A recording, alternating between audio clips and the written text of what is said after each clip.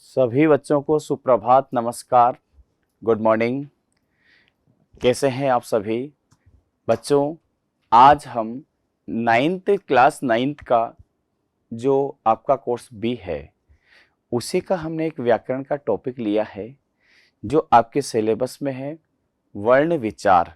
और वर्ण विचारों में भी यदि नाइन्थ क्लास के पाठ्यक्रम की बात करूं तो नाइन्थ क्लास में अनुस्वार और अनुनासिक दिया हुआ है। तो हम देखते हैं कि अनुस्वार किसे कहते हैं। बच्चों, अनुस्वार क्या है? अनुस्वार एक स्वर या व्यंजन के खड़ी पाई के ऊपर लगने वाला एक बिंदु है। कैसे लगाया जाता है देखते हैं अपन। जैसे खड़ी पाई किसको कहेंगे हम? खड़ी पाई ये हो गई साहब, इसको खड़ी पाई कहते हैं। अब इसके ऊपर जो बिंदु लगाया जाता है ये वाला, इसको कहते हैं हम अनुस्वार। अनुस्वार कैसे बनता है, किस पे लगता है? तो सबसे पहले तो आपको ये ध्यान देना है कि आपने व्यंजन पढ़े होंगे। व्यंजन पढ़े होंगे क ख ग घ ङ च छ ज झ ञ ट ठ ड ढ न त थ द ध न प फ ब भ म। तो जो पंचम वर्ण होते हैं, जैसे क का पंचम वर्ण क ख ग घ ङ ग ञ न म, इनके स्थान पर प्रयुक्त इनको हटा करके हम अनुस्वार का प्रयोग कर सकते हैं। तो देखते हैं अनुस्वार है क्या। बच्चों, सबसे पहला है अपने पास अनुस्वार। अनुस्वार और विसर्ग दोनों का उच्चारण स्वर व्यंजनों की भांति ही होता है। अनुस्वार शब्द से स्पष्ट है कि इसमें पहले स्वर आता है और बाद में नासिक के व्यंजन। बच्चों कैसे आता है देखो आप, यहां पर है द, दंत। अब द, ये अ के ऊपर हमने बिंदु लगाया, तो यहां पर अ के ऊपर बिंदु लगाया तो त, तो हमने क्या किया? अब यहां पर हम देखें तो किसके ऊपर आया? साब दंत। तो ये बीच में क्या है? न। तो मैंने आपको बताया था न को हटाने के लिए हम किसका प्रयोग करेंगे? त का प्रयोग करें, अनुस्वार का प्रयोग करेंगे और हमारा जो शब्द बन जाएगा वह दंत बन जाएगा। जिन वर्णों के उच्चारण में केवल नाक से ही, इसका बच्चों उच्चारण कहां से होता है? हमारे नाक के द्वारा बोला जाता है अनुस्वार। अनुस्वार हमेशा नाक के द्वारा ही उच्चारित किया जाता है, इसका नियम है। एक आपको ये बता देना चाहता हूं कि यहां पर देखो आप अनुस्वार, मैंने यहां पर लिखा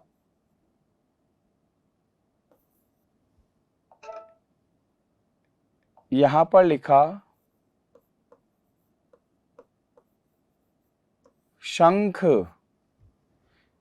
तो इसको हटाएंगे अपन। तो इसके पहले वाला वर्ण, इसमें सबसे बड़ी सावधानी क्या करनी है? इसके पहले वाला वर्ण क्या है? श, और इसकी खड़ी पाई क्या है? ये वाली खड़ी पाई। इसके ऊपर हम बिंदु लगा देते हैं तो बन जाता है शंख। फिर दूसरा देखो आप,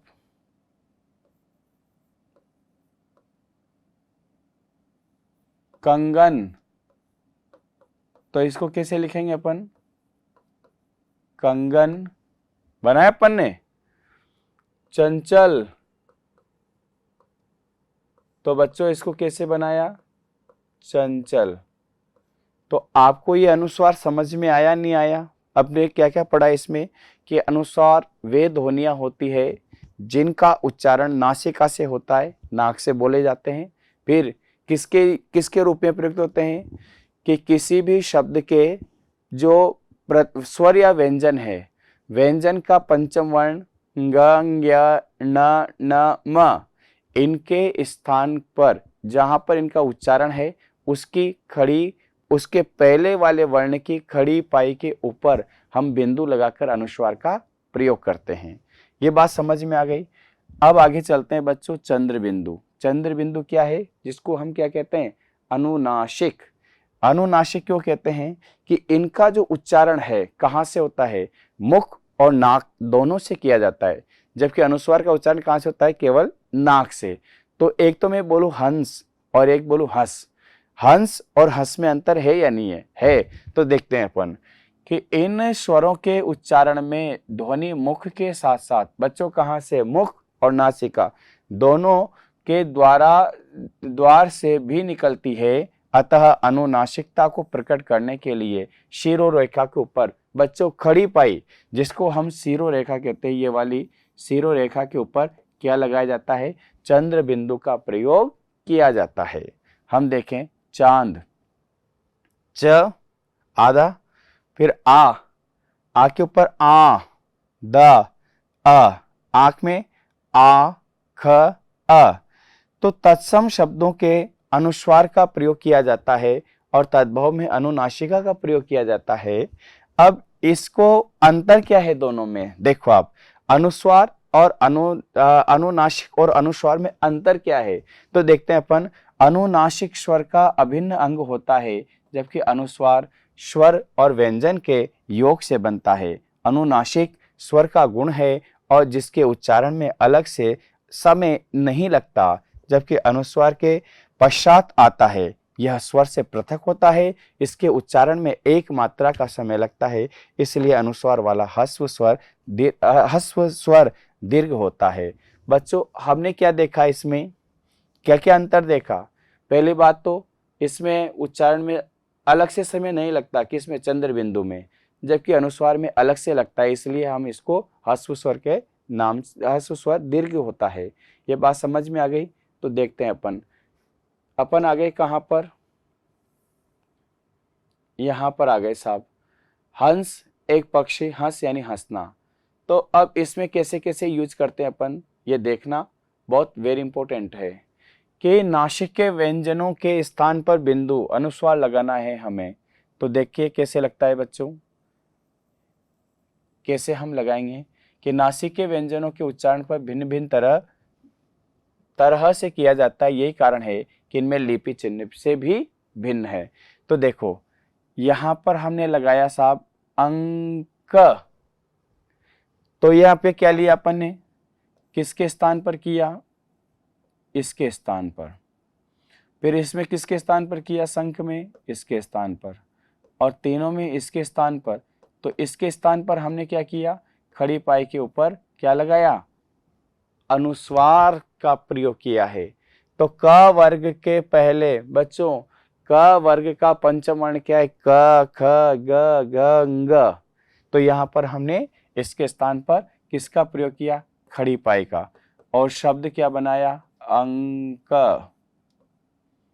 और शंख और गंगा, ये तीनों शब्द बना दिए, बहुत अच्छा है।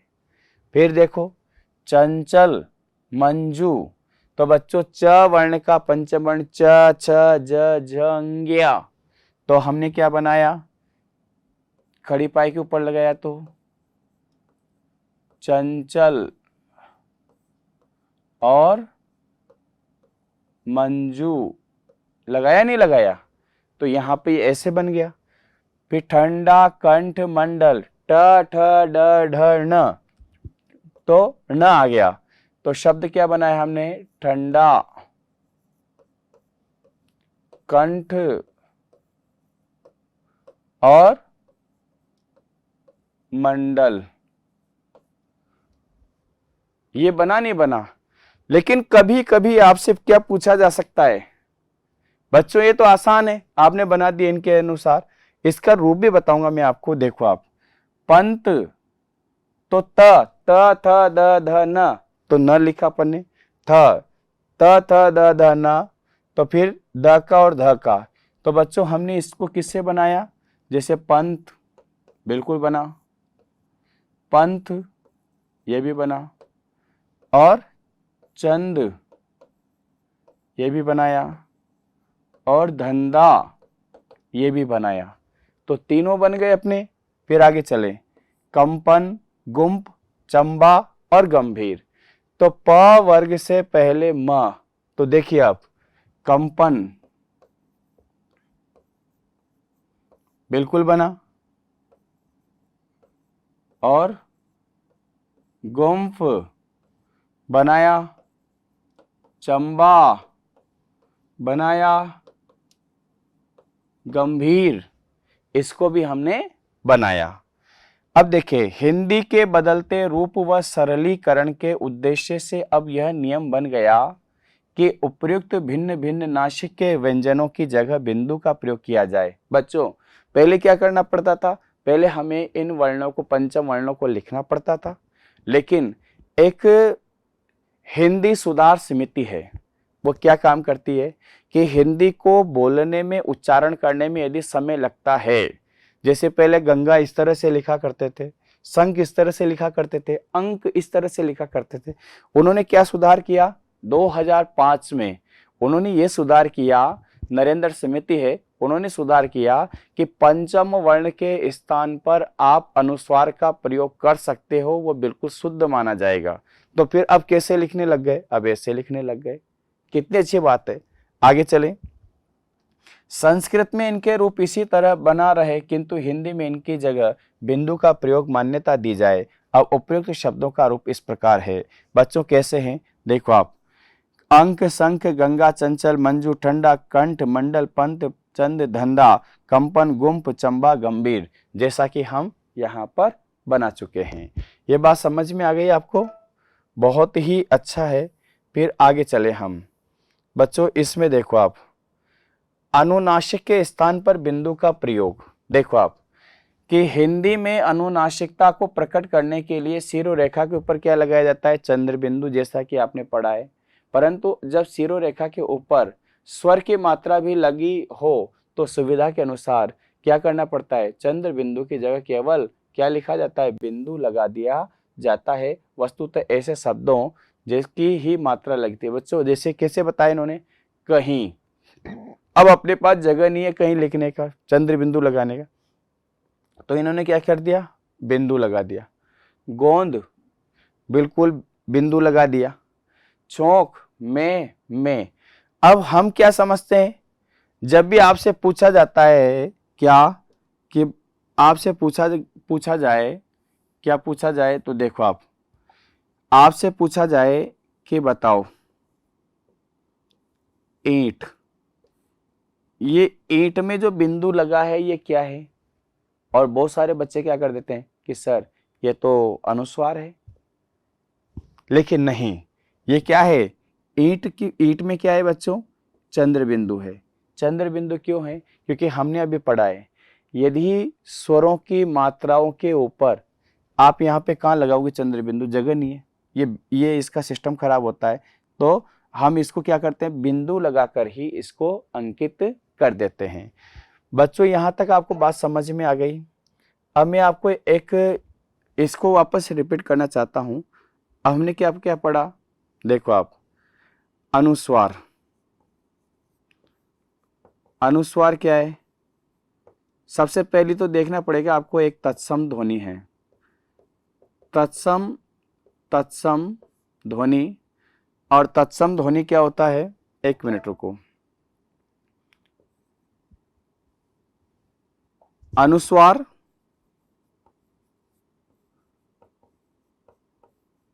क्या है?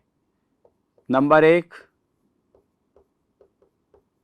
तत्सम शब्द है। अब तत्सम शब्द क्या होते हैं? वे शब्द जो संस्कृत भाषा के हैं, संस्कृत भाषा के हैं, और उन्हें हिंदी में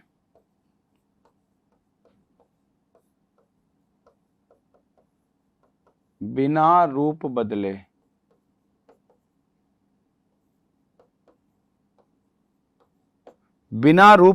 ही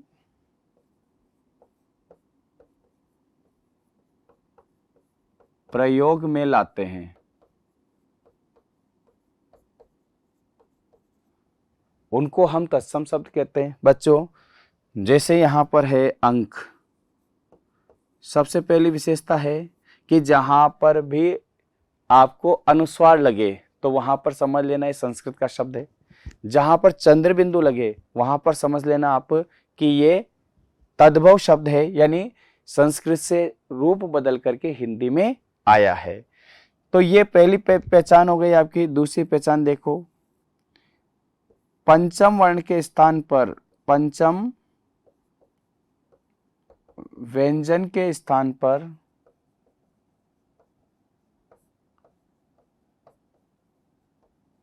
अनुस्वार का प्रयोग होता है। अनुस्वार का प्रयोग होता है। पंचम वर्ण के स्थान पर होता है। जैसे पंचम व्यंजन कौन कौन से हो गए अपने, ये, एक मिनट, पंचम वर्ण हो गया एक, दो, तीन और चार और पांच। लेकिन आपको देखना क्या है, ये अधूरे होने चाहिए, हलंत होना चाहिए। यदि इसकी जगह पर ये हो जाए पूरे, तो पंचम वर्ण के स्थान पर प्रयोग नहीं होगा, जैसा है वैसा ही आएगा। लेकिन इनके स्थान पर इनके पहले वाले वर्ण की खड़ी पाई के ऊपर हम बिंदु लगा देते हैं और इनको हटा देते हैं। ये बात आपको समझ में आई नहीं आई? बात समझ में आ गई? अब हम चले चंद्र बिंदु की ओर। चंद्र बिंदु में बच्चों हमने क्या पढ़ा? चंद्र बिंदु, चंद्र बिंदु जिसको हम क्या कहते हैं? अनुनासिक ध्वनि। इसमें क्या पढ़ा? पहली बात, इसका जो उच्चारण होता है वह कहां से होता है? मुख प्लस नाक दोनों से। जबकि अनुस्वार का केवल नासिका से होता है, लेकिन अनुनासिक का उच्चारण मुख और नाक से होता है। दूसरी विशेषता क्या बताई? कि ये तद्भव शब्दों में प्रयुक्त होते हैं। कैसे? जैसे आंख, हंस आदि। और तीसरी विशेषता क्या बताई? किसी भी स्वर पर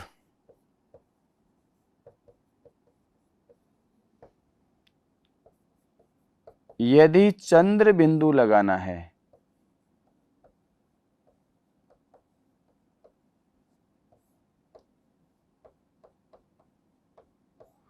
चंद्र बिंदु लगाना है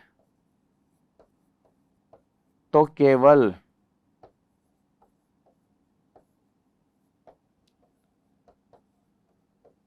बिंदु ही लगाया जाता है।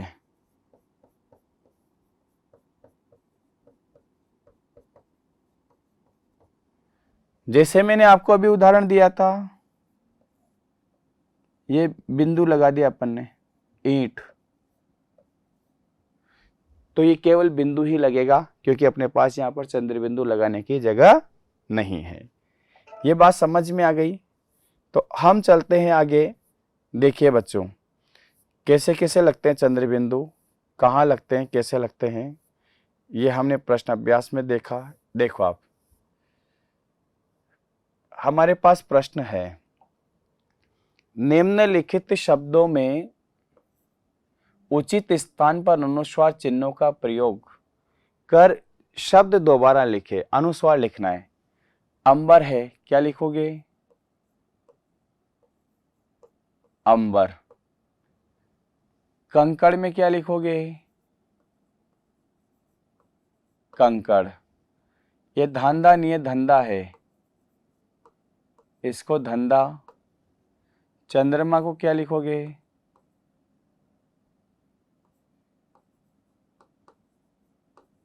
चंद्रमा।